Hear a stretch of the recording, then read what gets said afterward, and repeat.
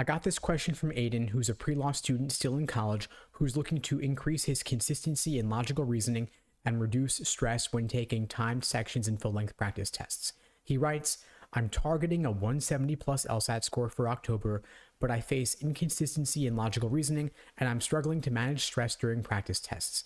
Additionally, I find it hard to apply the abstract principles I learned to actual LSAT questions. What strategies can help me bridge this gap and manage stress? So first off, Aiden, I think it's great that you're aiming to score 170 plus, and it's great that you're allowing so much time to achieve your fullest potential on the LSAT. I find the students who end up doing the best, of course, are the ones who put in the time, both in terms of hours per week, as well as in terms of number of weeks and number of months of LSAT prep in total.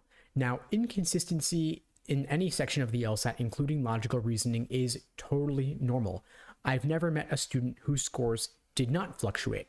However, of course, it could be the case that some sections play more to your strengths than others. So I would look for trends in terms of specific LSAT question types in logical reasoning that are giving you inordinate trouble relative to others. And I'd also want to make sure that you're aware of what are the most common types of LSAT logical reasoning questions. The most common are typically going to be inference questions, which includes must be true and most strongly supported, as well as necessary assumption and flaw questions.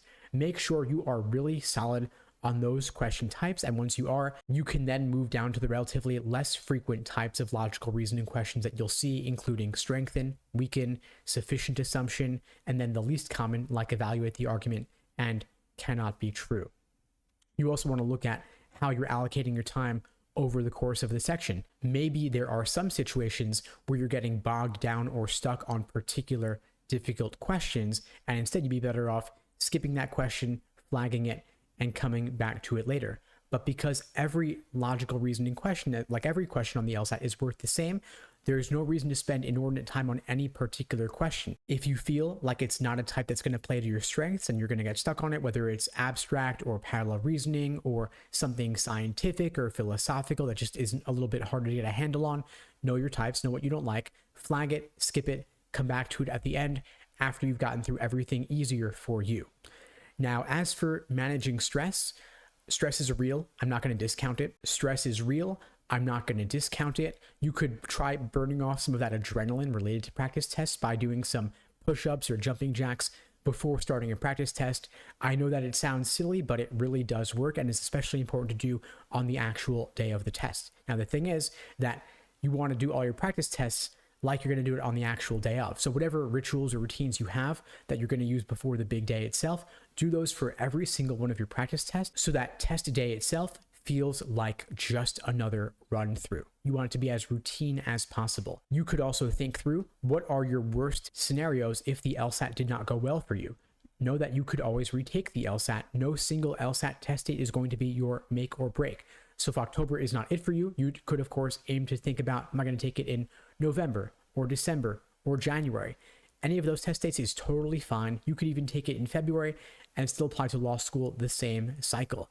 And retaking the LSAT's totally fine. In fact, I recommend that everyone plan to retake for the simple reason that a few points more through luck alone could get you into a better law school, get you more scholarship money. And so if you could achieve that slight boost just by retaking, it's well worth it. And of course, additional studying would help you boost your score even more. Now, of course, we're saying this now several months prior to your target LSAT test date. I don't think you'll need to retake. I think you have plenty of time to do everything that you'll need to do between now and October. But know that it could mitigate the stress to know there's another LSAT test date coming up on the horizon. The LSAT's offered 8 times a year or so, which is plenty of opportunities to hit your goal score. Now, you also asked about difficulty applying the abstract principles you learned to actual LSAT questions. My question for you is, why are you spending time learning abstract principles that may or may not be clearly related to the LSAT?